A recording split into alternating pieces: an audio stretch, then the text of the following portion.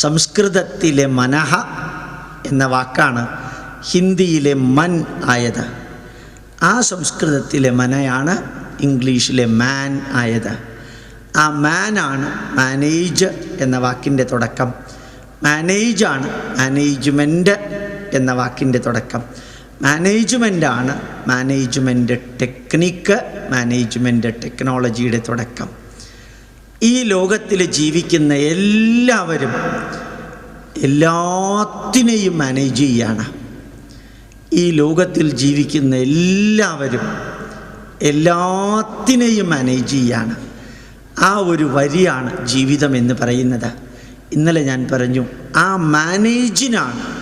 മാനേജ്മെൻറ്റിനാണ് information collect ചെയ്യുക, അതിനെ നോളജാക്കി മാറ്റുക, അതിനെ വിസ്ഡമാക്കി മാറ്റുക, അതിനെ എക്സ്പീരിയൻസാക്കി മാറ്റുക. എക്സ്പീരിയൻസിൻ്റെ